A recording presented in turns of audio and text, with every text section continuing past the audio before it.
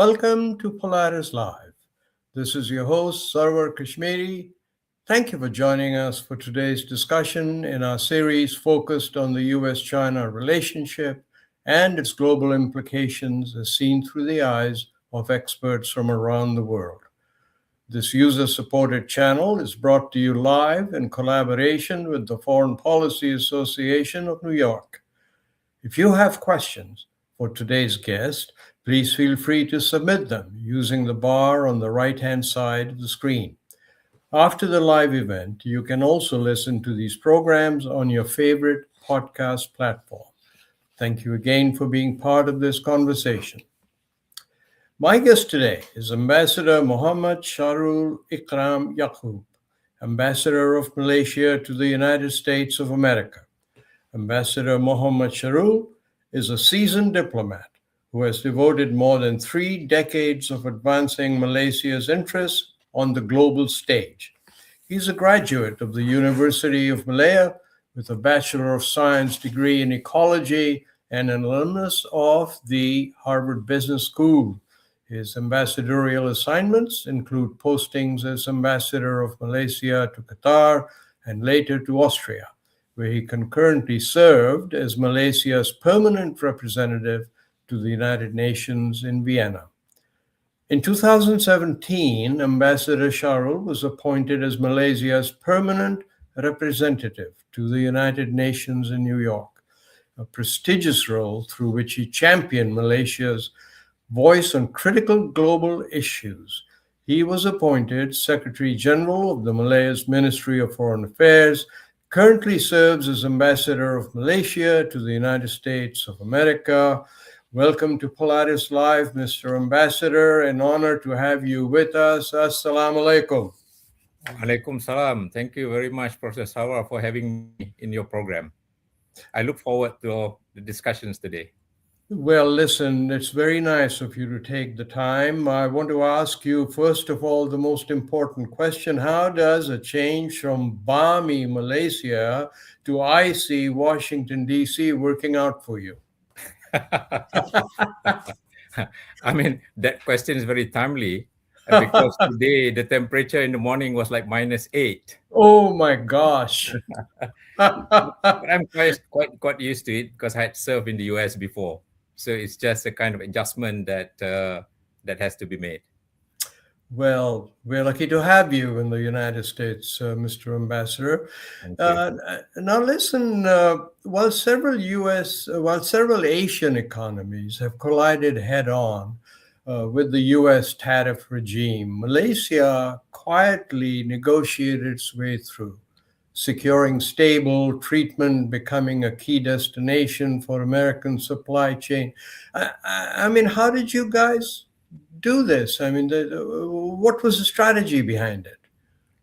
Well, first, if I were to put in context, US is important to Malaysia, not only from the perspective of trade and investment, but also from the perspective of political security and people-to-people contact. And we know that Malaysia is equally important to the US in terms of supply chain. If you talk about trade, for example, more than 700 American companies are having operation in Malaysia and they are making good money, and the profit is repatriated to the US. So having this in mind, we know that it is important for us and the US side to engage early in the negotiations to look at the tariff. And we also recognize that Malaysia, in terms of merchandise goods, we have been enjoying more or less 10 to 12 billion US dollars in our supplies. And our strategy is that to make sure that our products are not discriminated against when we sell on the export to the US. That's the overarching strategy. But of course, at the end of the day, it's our national interest because many SMEs in Malaysia are also depending on this within that supply chain. Well, but the fact, we noticed that Malaysia was praised for its credible enforcement of rules of origin. there must have been a special regulatory agency that you set up that ensured Washington that Malaysia was not a channel for transshipment that harm U.S. national commercial interests. I know it's a little bit of detail, but can you just address that for a moment? Sure. In terms of rules origin, for example, before May 2025, the certificates were issued by our business chambers. But on 6th of May, our Ministry of Investment, Trade and Industry, MITI, we have taken over issuance of the non-preferential certificate of origin.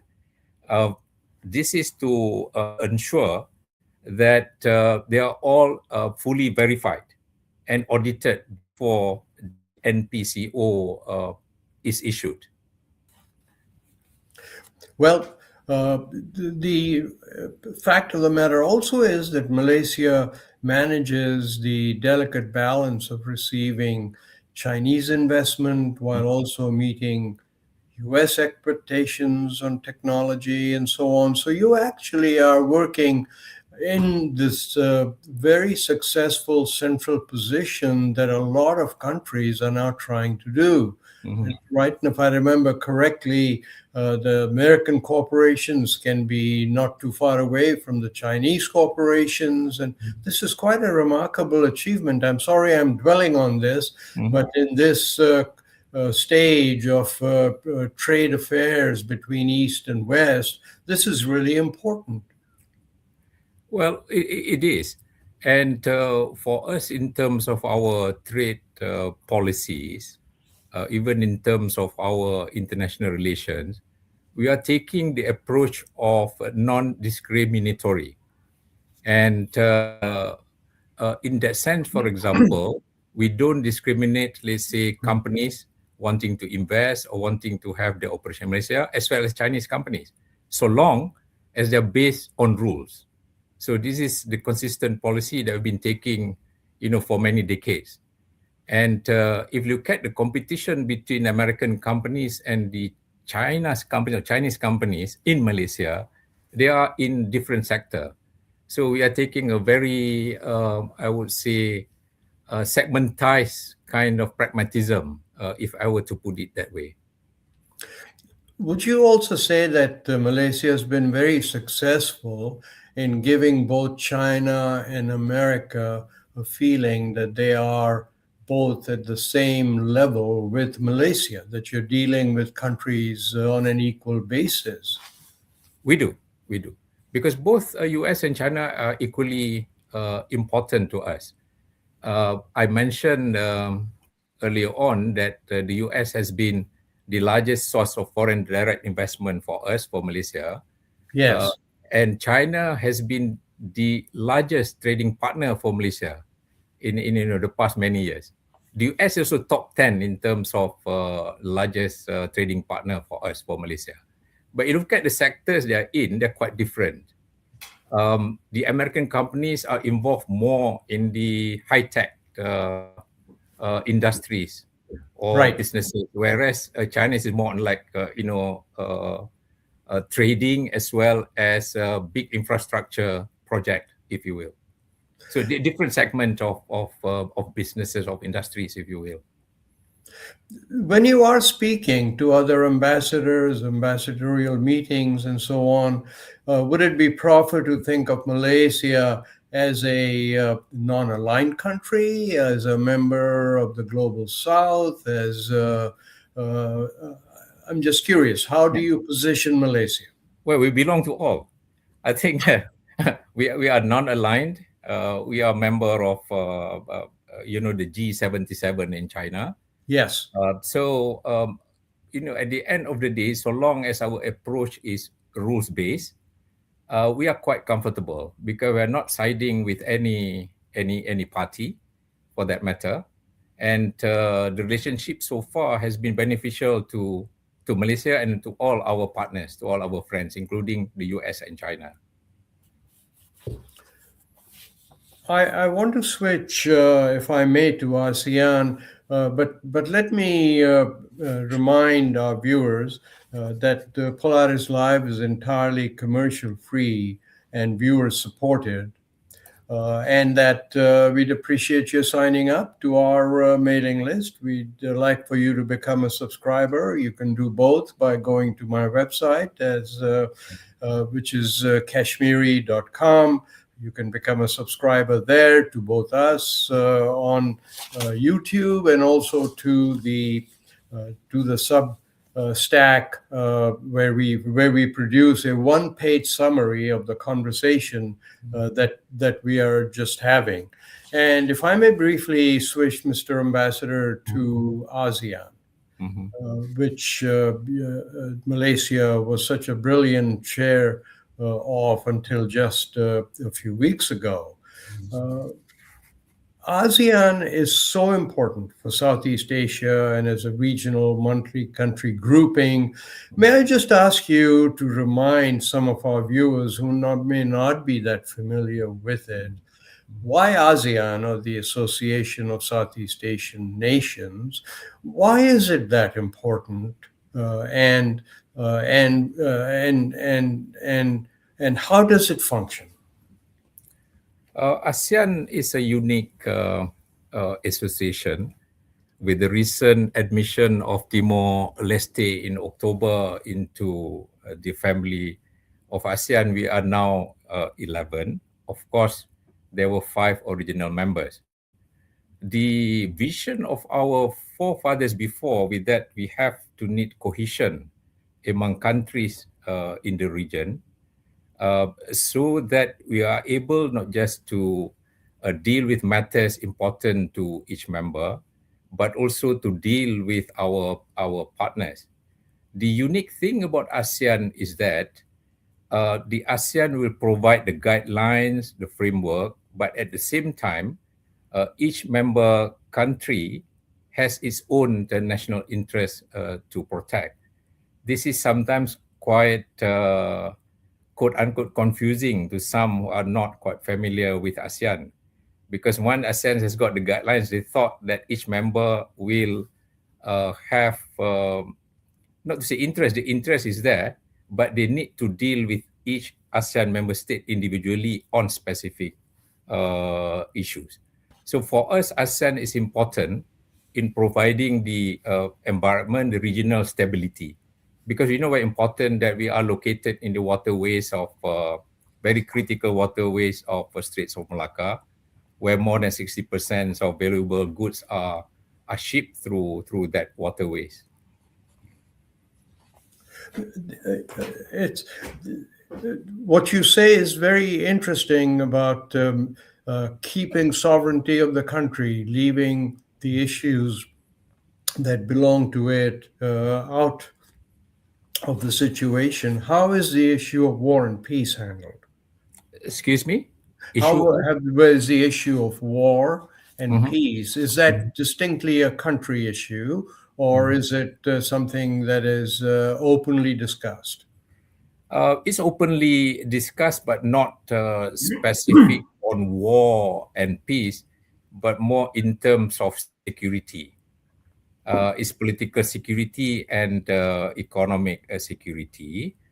We discuss every time we meet. And in fact, we have come out, for example, with the ASEAN Indo-Pacific Outlook. What it means is that ASEAN should be in the driver's seat in determining our future there, and it should be rules-based, no restriction on the freedom of movement, freedom of overflight, and so on and so forth. That is how we are trying to shape the security in Southeast Asia. You know, under Malaysia's chairmanship, ASEAN stayed remarkably cohesive, dominated by US-China rivalry, and the whole year that Malaysia chaired. My friend Kishore Mahbubani, who wrote a book called Can Asians Think some months ago, or some years ago now, seems to have written a new article that says, "Can Asians make peace?" as I recall. And I want now to talk about this very delicate issue, if you don't mind, about this ongoing tussle in Burma, or Myanmar rather, and recently with two other ASEAN states. Is this very troubling, you think, to all the ASEAN members? And how do you think it's being handled? Well, it has been a challenge, for ASEAN, because for us, stability of each member state is very important. Because when we deal with our partners or potential investors from outside, they will look at us as a region first rather than as individual state. Having said that, ASEAN has been trying very hard to influence the situation in Myanmar. And we came up with a 5-point consensus a couple of years ago, but obviously still is not working as it is intended to be. But still, ASEAN, by appointing a special envoy of ASEAN on Myanmar, we keep on talking not just with the military junta, but also with other stakeholders in Myanmar. And the other thing is that we have not allowed a representative of the political, government to attend ASEAN meeting. We limit it to just the, I would say, the professional, the people from the foreign ministry, to attend all ASEAN meetings. So there is a ban, kind of, to the political leaders to participate in our meeting. We do not think that we can resolve this like tomorrow. It will take time because the political dynamics in Myanmar is also quite complex, if I were to put it that way. But as you know, engagement is really the word for ASEAN. We are engaging. We are engaging them. We're trying very hard to do it, but the challenge remains. Would you compare ASEAN in any way to the European Union? Do you treat the grouping as the European Union does, where they started out with a very commercial outlook, but then moved ahead to integrating the commercial cross-boundary sectors, and even started to think of a currency, local currency? Do you think Malaysia would like to see ASEAN head in that direction, or would it prefer to expand the countries in ASEAN and make it a much more regional actor? We don't look at EU as a model in total, but only certain aspects. Because if you look at the EU, they are very, I would say, unified. They have, the Schengen Agreement movement, easier movement of their citizens, and then they have customs regulation and so on and so forth. We are trying to kind of only to adapt or to adopt only certain elements of that. Like, for example, ease of movement among citizens of ASEAN, and more, I would say, in terms of trade, the customs, procedures, some regulations on environment, for example. But it goes back to what I said earlier on, that ASEAN provides at the moment merely like a guidelines to member states to follow. But the beauty of ASEAN is this: we work on the basis of consensus. Although we agreed on, say, guidelines, for example, all ASEAN member states would normally adhere or would follow that guidelines because the decision made was based on consensus. And so in Washington, what are the next 2 or 3 very important ideas that you would like to leave with with the administration and with the American people. How would you categorize what you would like to do, let's say, in the next year and a half? I really love that question because I've always been asked what is my main mission here as Ambassador of Malaysia to the US. My main mission is to reaffirm or to renew a message that Malaysia is important to US. Because when you say important to Malaysia, US is important as a superpower to almost every country. But I want to renew the message to my American friends here in DC that Malaysia is equally important to the Americans when you take into account the partnership in terms of security, partnerships in economic, partnership in trade, and equally important is the people-to-people contact between Americans and Malaysians. That is my main message, actually. And so when you speak to people in Washington, chambers of commerce, and so on, that's what you're driving at, that it's people-to-people contact that is so important now. Exactly. It's just fascinating to think that you have become the ambassador at such a pivotal moment, if I may say, not just in American-Malaysian relations, but in just the commercial relations of almost the entire world, right? I mean, I will be speaking tomorrow to a renowned expert from Peru. And we were discussing yesterday, and she was just delighted to hear that you and I were going to be speaking today, and said, there's a lot that we can learn from in Latin America from ASEAN. And ASEAN and Malaysia, I mean, they seem to be in the forefront of trying to make sense of what's taking place around the world. So how do you look at this? I mean, do you look at this as a much wider optic that you now have than just the US-Washington relationship, that you might be setting some rules and some inspirations that can guide us through this difficult time? Well, I look at it this way, because sometimes just because of your geographic location, so you become important. Because you look at ASEAN, in terms of location alone, we are important actually to the US and to other partners as well.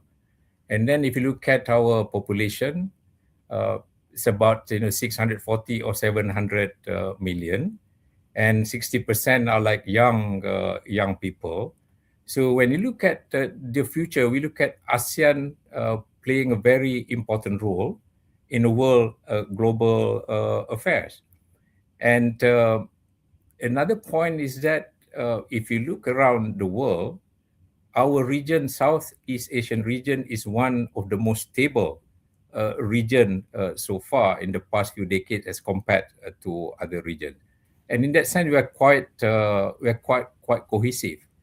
So the message, if I may, is that there need to be that regional stability in other parts of the world too, if we want to continue to engage with other partners.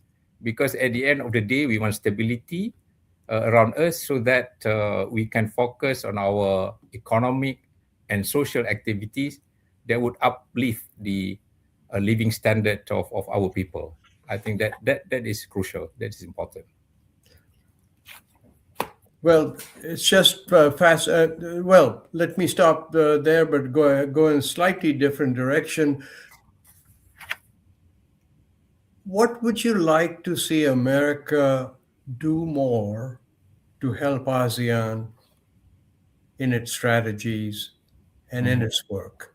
What can America do to magnify its interest there? Well, the framework is already there because US has a comprehensive strategic partnership, not with all, but with few members of ASEAN. And the US has been a major source of foreign direct investment for many ASEAN countries, as well as among the biggest trading partner.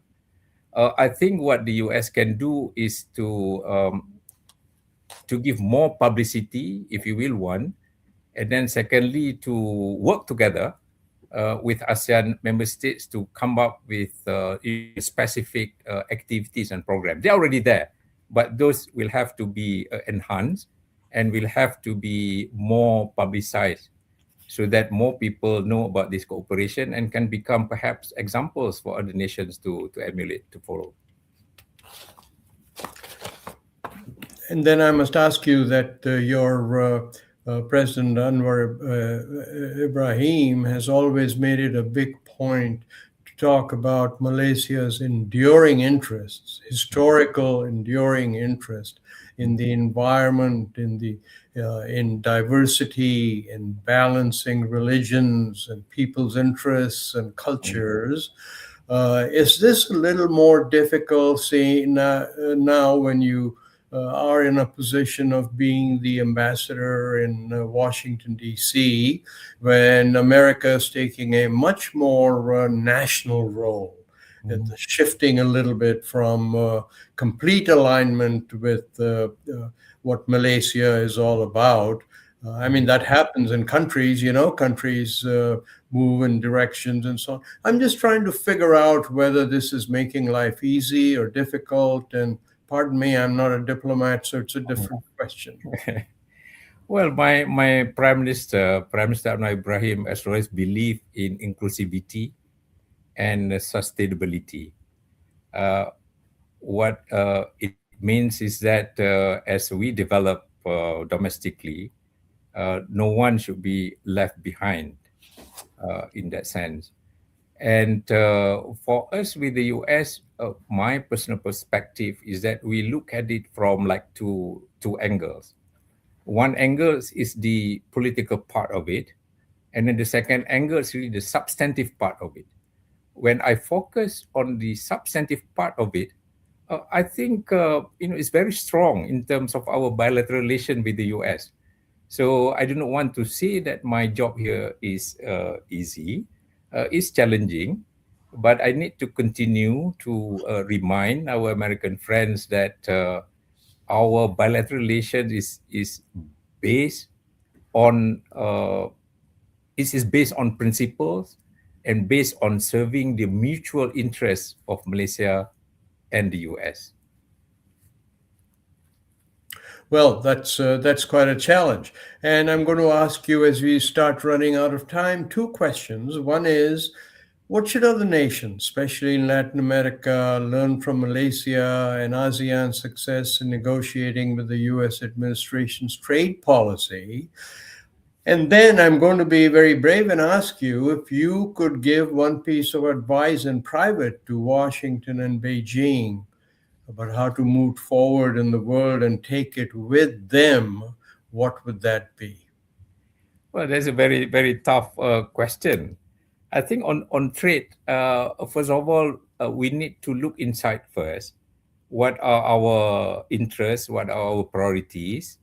And then see whether those priorities are in line with the policies of the US in this case. And from there on, then you can come up with the right strategy, because different country has different interests, strictly in terms of trade. On the advice, I think it's very difficult to give advice. But from my own perspective, is that engagement is very important, because in any unpleasant situation between the US and China, for example, other countries will suffer, will experience the negative impact of any unpleasant relations between the US and China. The reason is very simple, because both US and China, they are global players, and they have relations, economic, trade, of course, political. There is already a political relationship, because in terms of trade and investment alone, both China and the US plays a major part in all countries in the world. So we would like to see the US and China engage more, and then to also perhaps think of the interests of other countries as well. Absolutely. Well, we have unfortunately run out of time, Mr. Ambassador.